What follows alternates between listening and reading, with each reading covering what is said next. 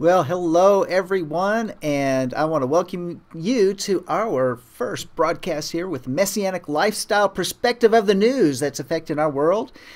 Broadcasting here on the Lamb Network this third week of February 2019. So I want you to stay tuned so we can catch up on a summary of several different issues that are affecting our families and our communities. I want you to stay tuned and pay attention what's going on, because if we remain ignorant, then guess what?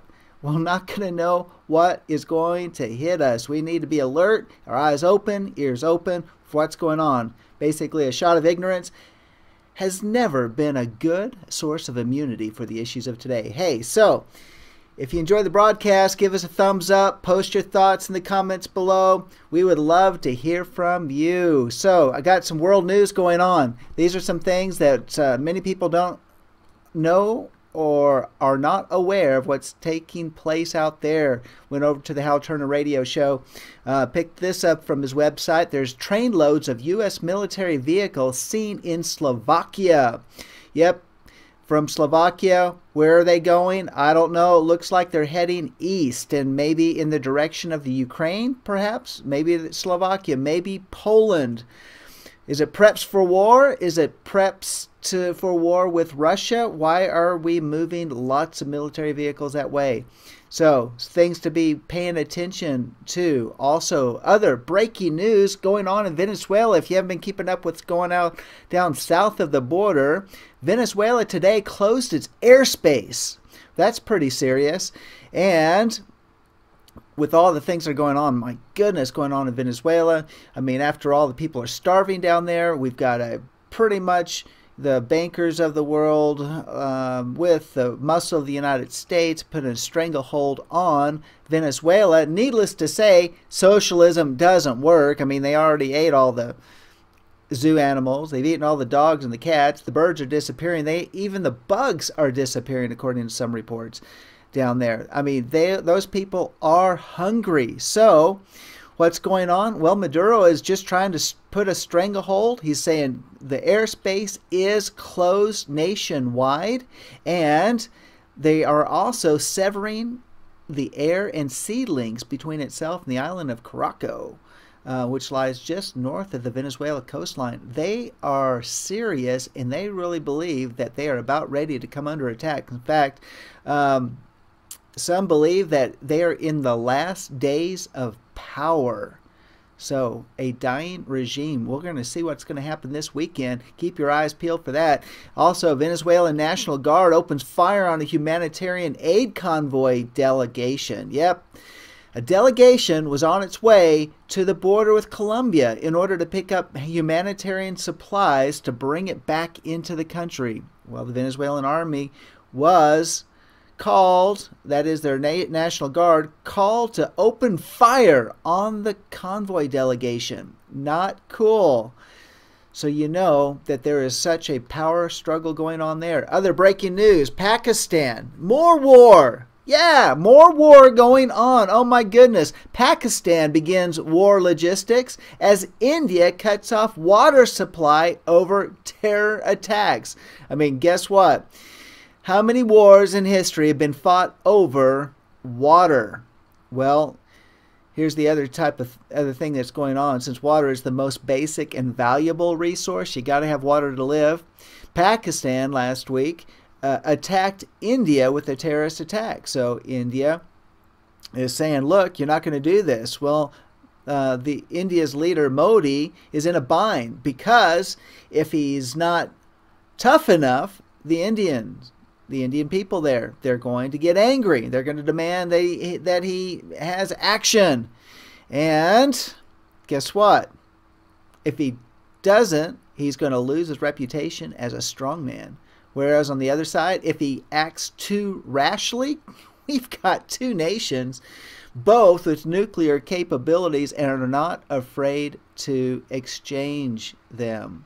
So, meanwhile, as of this evening at 9:52 p.m. Eastern Time, there are trainloads of tanks and heavy armor now in transit to the India border from several military depots in Pakistan. These trains are so loaded with equipment they stretch as far as the eye can see. That is from one report. Well, if you're thinking that's it for the war front, well, no. We've got another issue that's taken place this week. Moscow is ready to cut time for a nuclear strike on U.S. if necessary, according to Putin.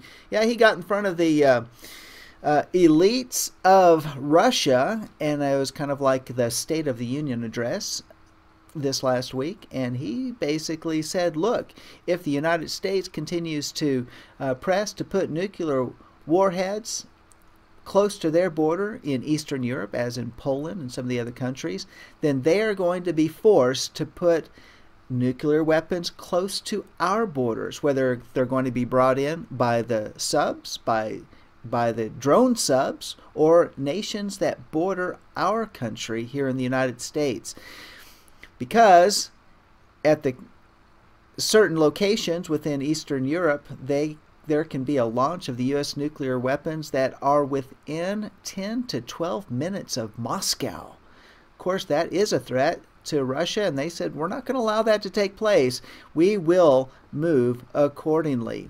So this all stems from the treaty withdrawal that goes back to the 1980s, I believe, between the USSR and the United States, and having to do with that nuclear proliferation and arms control, because ultimately between the United States and Russia, we can destroy the entire planet with the volleys of nuclear weapons. So those are some things that are taking place. Now, here's something else I want you to consider. This is coming from some of the Russian response to Venezuela and Ukraine. In fact, there was another report that I saw earlier today where the Ukraine was moving ships towards that little strait between the Crimea and Russia.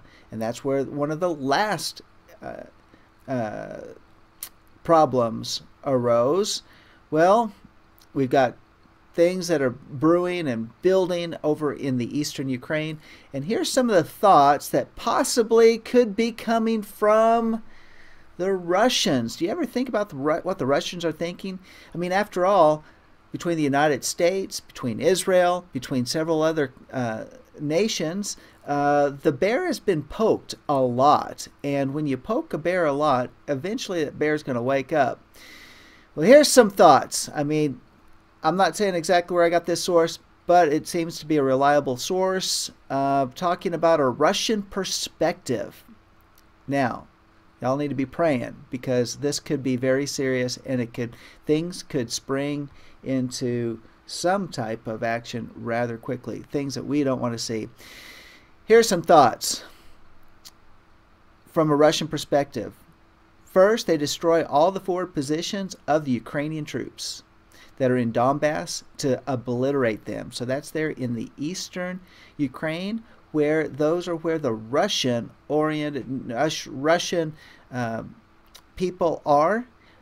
Then, once that's taken care of, and the Russian people in the eastern Ukraine are taken care of, then here's something that really took me by surprise.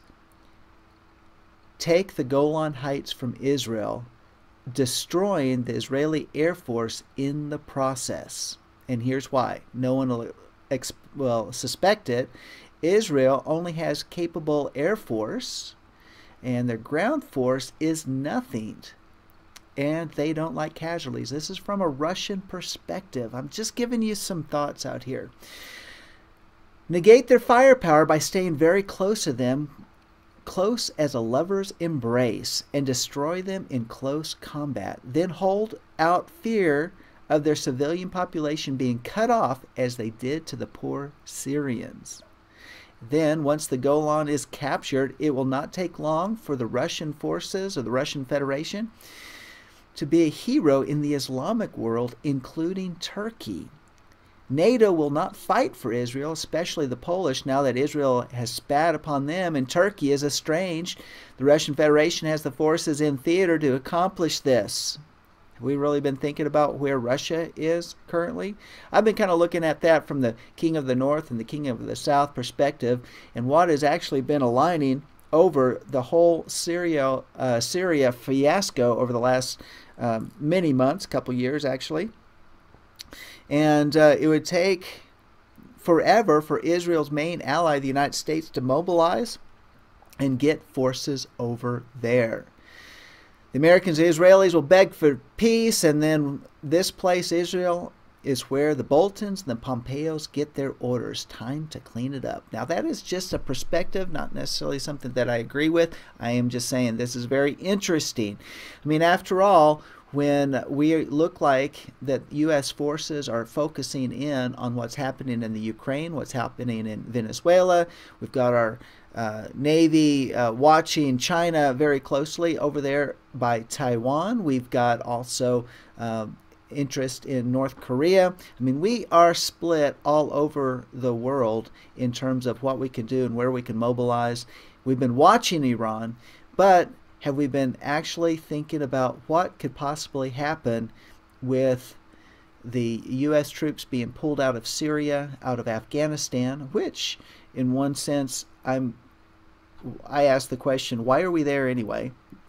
But nevertheless, as we are doing these type of things, do we have enough to mobilize in order to protect Israel? And so this is something that's very interesting. But not only this, and on top of the situation between Venezuela, with what's happening with Russia, Ukraine, Syria, all of these nations, India, Pakistan, well, what's going on here? There's an additional breaking news about the island nation of Cuba that it just put its forces on war alert. I mean, think about that. Another front. So, pray for President Trump and his staff, his administration, because these are quickly becoming very difficult waters to navigate through, and they really need wisdom from on high to be able to do that. Why? Because the safety and the protection of the people of this nation rely on good maneuvers. The thing is that I'm very concerned about is why and what is going on. Why do they want wars? Why is everything being stirred up at this point in time? My thoughts on that as well has to do with war is a good way to cover up collapsing economies. So let's keep an eye on those things. Here's something, this is on the U.S. news front. From the Daily Star from the UK, they actually reported on FBI plotting to keep DNA of an entire population on file to create a nation of suspects. So, President Donald Trump, he signed the Rapid DNA Act. I don't know if you have heard about that. But basically, police can take DNA samples from people who are arrested but not yet convicted of a crime. That's basically it. So here's some things that John Whitehead, when he was interviewed by the Daily Star, actually commented about these machines. One, the machines are mobile. They can move them around quite easily. Also, they're not foolproof. Imagine that.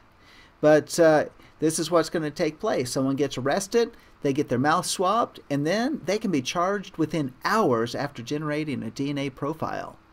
But look, I mean, that might sound like good. Hey, you know, we've got a suspect here. He matches a victim's the DNA on a victim. Looks like we can get our suspect right away. But here's where the concerns are, because remember that we are a nation of laws and we follow a constitution. What's that constitution do? It's supposed to protect us from the government, and the government is supposed to operate on our behalf. But what this will do is it will reverse it even more, where the erosion of the concept of the innocent before proven guilty, because it'll allow police to go on fishing expeditions. So the implications are pretty serious. For example, John Whitehead went on and talked about this. When you sit on a park bench, you shed DNA. So just think about this. What happens if something mischievous takes place in that area and the police are looking for a suspect? All they have to do is go swab the place that you are sitting, and if they just happen to find DNA where you were and find DNA close to the vicinity of the crime, guess what? You may be charged with a crime that you never committed just because you happen to be in the wrong place at the wrong time. Some things to consider. Also, things could be is that even people who are not charged with major crimes, they could have their DNA put on file.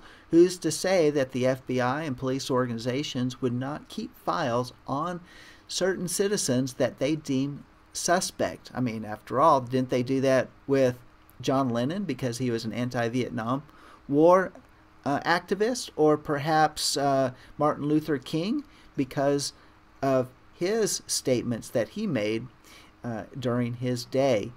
Here's some things that are also taking place regarding DNA.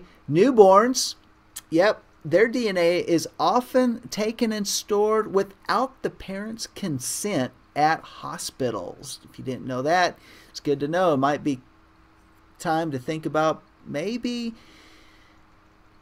getting a midwife and delivering babies at home if you want to protect the DNA of your baby.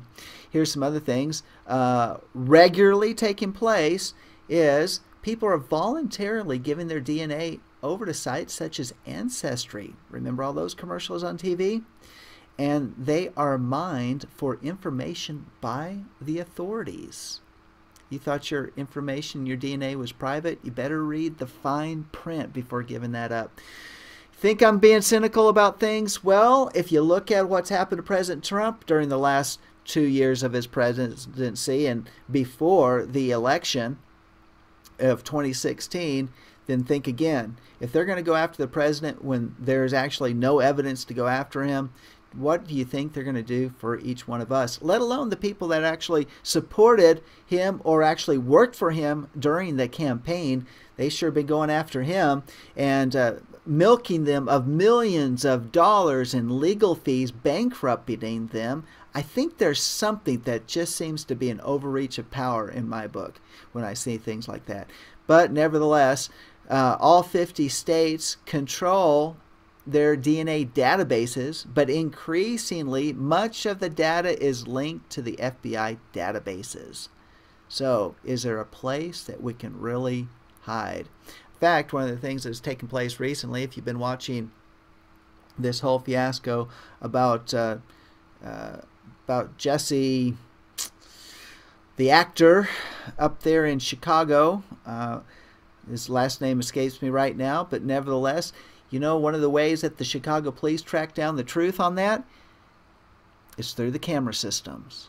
So they got camera systems watching everything. And then, in fact, they were talking about how they have their own public cameras, but how they were able to go and interview between 100, I think they said 100 different people, possible witnesses on the streets, and people that have their own private camera system were able to patchwork and piece together the entire story about where the event took place and who was with Jesse on the streets, and they were even able to follow the cabs that the two Nigerian witnesses took that were actually paid in order to put the noose around Jesse's neck and all of that stuff that went with it. I don't want to go into all the details with it. Nevertheless, they put together all the pieces that actually are charging now this young man with filing a false police report and lying to the police. It's a 4th-degree felony from what I understand. He could face prison time. Don't think he probably will. That's in my opinion. But, you know, these are some things he was, with his actions, with all of what the media was doing, what the media was saying over the last couple of weeks, pretty serious stuff. And what concerns me is that this whole incident could have stirred up a race war. Just think, what if the things that he was accusing Trump supporters of doing to him, and if that would actually took place, what would have happened to those two Trump supporters if that happened to be a true scenario? Maybe the consequences should be reversed and he should face the same type of punishment. I mean, I'm all about mercy, But this could have been very serious. That could have affected multiple cities, multiple communities because of this lie and this story that was perpetrated throughout the United States and through the mass media and through social media, by the way. So the truth comes out. Nevertheless, let's keep in mind that if people, let me put it this way, this is what John Whitehead said, and he finishes off this report. People need to stand up and take notice before it's too late, because we are heading toward an Orwellian totalitarian state. Well, John, I think that statement's just a little late, but it's really true. That's what's going on. Collection of the DNA. Interesting thing also on the state side of the 2020 elections. You know, if you haven't heard about this, crazy Bernie Sanders, that's Trump's term for him. 77 years old and a socialist, whom President Trump on the State of the Union said the United States is not a socialist nation, nor will it ever be a socialist nation. He launches his campaign to unseat President Trump. Yep, Bernie Sanders, at 77 years old, if he were to be elected, suppose that would make him, in the year 2021, in the inaugural address, he'd be 80 years old. Well, he raised $6 million in the first 24 hours of his race. And of all different things, of course, he had to come out and say this overused phrase, in my opinion. You know, as well as I do, that we're living in a pivotal and dangerous moment in American history. That's what the senator said, Senator Sanders. He went on to say, we're running against a president who is a pathological liar, a fraud, a racist, a sexist, a xenophobe, and someone who is undermining American democracy as he leads us in an authoritarian direction. Well, Mr. Sanders, guess what?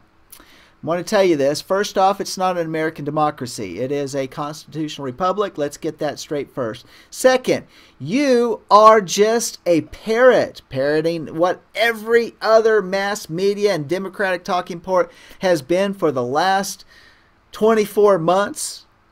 And when you overuse a phrase, guess what? It loses its power, and who's going to believe it any longer? Pathological liar? Really? A fraud, a racist, a sexist, a xenophobe? And undermining America. If I remember right, one of the things that I've just been watching is that I think a lot of things that President Trump's been doing has actually been helping America. In fact, there's more people, even of the different minority races, put back to work more than any other time in our history. So let's take a look at what President Trump is doing. He's actually doing a lot of things. He's reopening the steel mills. He's reopening the coal mines. He's reopening factories. He has brought a lot of work back to America, continuing to do so. We need to pray for our president and continue to support him in what he's trying to do to help this nation. Now, I'm not saying that I agree with everything that President Trump is doing, but I'm telling you what would our alternative have been, and where would we be? What freedom would we have right now had it not been for what he's doing? So let's move right along. One thing I do want to say about what President Trump did, he says, hey, I'm really interested in seeing what he does. He said, but I wish Bernie well. Well, President Trump's a good, of all the things, of all the attacks that he has had, he's still a pretty good sport in a lot of these different things. Health Watch news, some things I want you to be aware of. First off, this is from Newsmax. So Newsmax says of FDA chief warns that the Fed may take action on vaccinations. Well, who's this Fed chief? Well, he is Scott Gottlieb. He's the Food and Drug Administration Commissioner. So we got a bureaucrat giving some warnings that the federal government might have to get involved if states don't require more school children to get vaccinated. That's according to CNN. Well, here's what else Gottlieb said. Some states are engaging in such wide exemptions that they're creating an opportunity for outbreaks on a scale that's going to have a national implication or national implications. Well, Mr. Gottlieb is not getting the whole fact. He's not getting the whole story behind these measles outbreaks. And he's blaming it on 47 states permitting parents to opt out of childhood vaccines for religious purposes. Well, I don't see a problem with that, considering that vaccines have all sorts of unclean things in them, including vaccines can be and may be, and some are filtered through monkey brains. They also have pig in them, swine in them. So we've got monkey, that's unclean. Swine is unclean, and they want to inject those into our bodies. That's not to say all the other type of contaminants that are in there that are meant to cause some type of reaction within the body, so the body's immune system will actually awaken and go after these live byproducts of the germs that are in the vaccination. So one of the things that he says here, it's an unavoidable tragedy, Gottlieb told Axios. Too many states have lax laws. Well, unelected bureaucrats really don't do their research, do they? Because when we look at the counterpoint to this vaccination news, let's see what Mike Adams over at Natural News found out. He actually has Dr. Brian Hooker's bombshell testimony before Congress revealing how the MMR vaccines increase deaths from measles. Isn't this interesting? So this is taken directly from his testimony, and he said this: there's a problem with measles in Washington state, but it is not low vaccination rates, it's actually high vaccination rates with a vaccine product unable to provide lifetime immunity, which is something we need to keep in mind. He goes on to say, because having the measles was a routine part of childhood, teens, adults, parents, and grandparents were immune. And because of maternal passive immunity, infants were protected. But it's not so anymore. Why? Because of the MMR vaccinations. He says that legislators are being told that use of personal and religious belief exemptions are putting the public's health in danger. But in fact, let's look at this. If mothers, for example, of children, as children, if they had wild measles when they were children, and now they are nursing, the babies would be protected. But if the mothers were vaccinated, even if they are nursing, they may not be. Those babies may not be protected. That's one of the things that when we have these childhood diseases, then we are actually protecting even our infants. Pushing vaccination rates up even higher with an ineffective product is not the answer, according to the doctor. He says, for example, quoting from Dr. Gregory Poland from the Mayo Clinic from 1994, said as measles immunization rates rise to high levels in the population, measles becomes a disease of immunized persons. That's from the Mayo Clinic.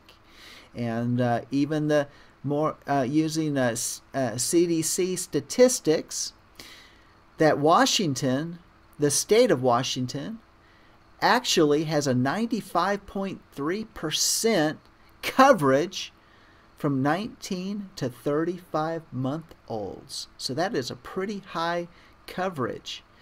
But nevertheless, in spite of Washington state having achieved the public health goal of very high vaccination rates, they are actually concerned that it does not guarantee immunization, and infectious diseases routinely break out in the highly vaccinated communities. So these are just some things I want you all to think about. I know I'm reading a lot here on this article, but it's pretty serious. But I also think that there's a lot of people that think, hey, these people that are anti-vaccination are coming up with false facts. Well, no, I'm wanting to bring this out so everybody can take a look at it. You can go over to Health News or Natural News and find out more about this. But nevertheless, the concern is that by not encouraging, there's mandates. Let me put it this way. Mandates do not encourage vaccination. They actually push exemption using families out of the schools. That's what's happening in California. In fact, with people leaving the school system, it's taking money from the school system and leaving those school systems wondering what they're going to do to make up for the lost funding. Maybe that's why they're wanting open borders, so they can have an increase of these illegal aliens coming into the nation to fill up the school system, because people are leaving these states that are making these things mandatory. Besides these things, there is a potential adverse event whenever you force vaccinations. In fact, the rate goes up quite severely. In this article, it actually talks about some other things, talking about the death rate and all of that, and how the death rate was actually much lower in an unvaccinated population. Something very interesting, but to consider. But here's the last editorial comment I want to make on this one. You must not only protect those who are susceptible to poor infection outcome, but, and this is what he's saying to Congress, but protect those who are susceptible to poor vaccination outcome, and to consider the unintended consequences of a fully vaccinated population that does not have lifetime immunity. Some things to consider. On the entertainment news front, well, Newsmax reported that the blasphemous Jesus comic book was canceled. But before you start applauding,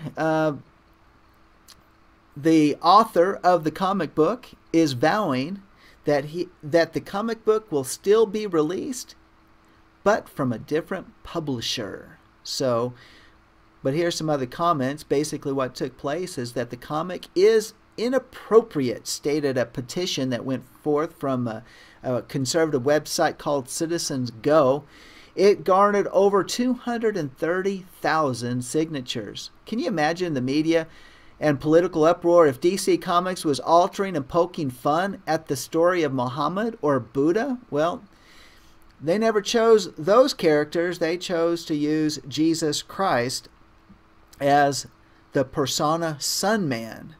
And so we will stay tuned and watch what happens with that, as they're going to be looking for a different publisher. But needless to say, enough signatures can stop such type of blasphemy going on.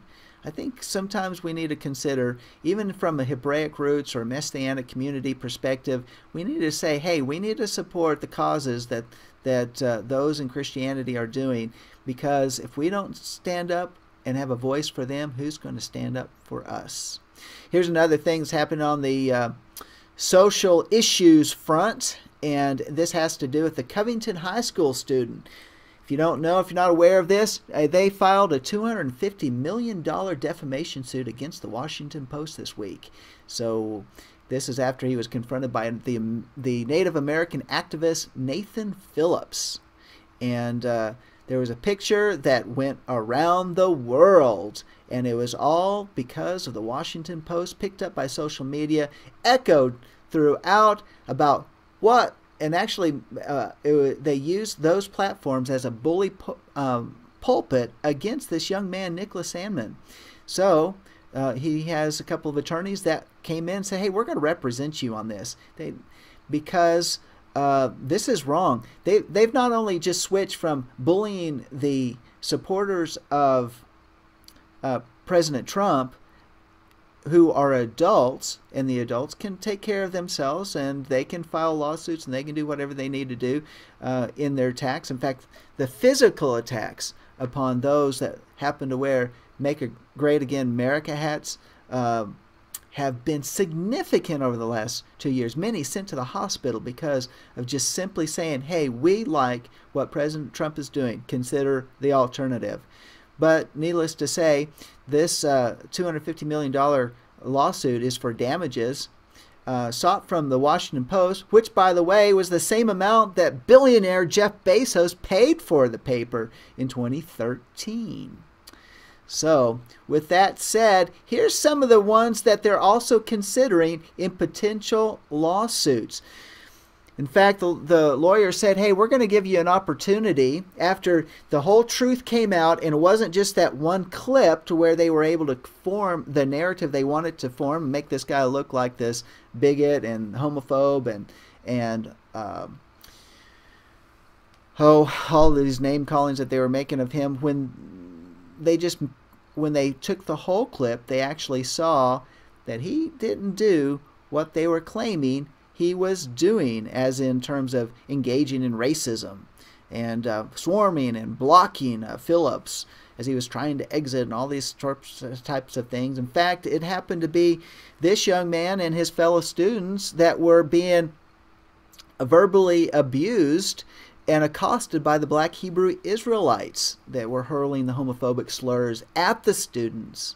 So, of all these different things, the lawyers actually gave an opportunity for everyone who got on their social media, the media outlets, the mainstream media, all the celebrities, gave them an opportunity to recant and to apologize. That's all they were asking for. Well, the time expired, so there's over 50 entities, Democratic politicians and celebrities and media figures that are being considered in a potential lawsuit, including the Washington Post, New York Times, the CNN, The Guardian, National Public Radio, TMZ, along with several dioceses. We also had specific reporters from CNN, the Washington Post, the New York Times, NBC, MSNBC, HBO, Bill Maher, Warner Media, along with several others, including The Hill, The Atlantic, Bustle, Ilhan Omar, new representative in Congress, Senator Elizabeth Warren, comedian Kathy Griffin, and Jim Carrey. So, y'all should have been considering your action and not jumping on the bandwagon and making sure you're doing the right thing. You know, if we would just do the right thing and stop mainstreaming outrageous things and lies, maybe all of this could have been avoided. But we just need integrity back in the mainstream media, in my opinion. So, one last thing I want to leave you with. This is from Charisma News, and part of what I'm calling the Messianic lifestyle news. And this is from David Lane. He actually said that if America is to survive, pastor must do this one thing over the next 30 years. So unless Yeshua, or if Yeshua tarries, then we need to be considering these things. In fact, we need to be considering America as we would want it to be for our children and for our grandchildren. And if all we do is meet in our Torah studies and gather in a round table and talk about the great things that are within the Torah and never put feet to that, then what earthly good are we? And that's basically what this gentleman is talking about. In fact, he's talking about if America is to survive, pastors will have to take their civic responsibility over the coming 30 years to a whole new level. And they're going to have to move from the meeting house to the marketplace. You know, isn't that what we're supposed to do? Isn't our faith supposed to be practical? You know, isn't that why we study the Torah, to find out how the Constitution is really supposed to operate? Because isn't it the Torah really the basis of our common laws?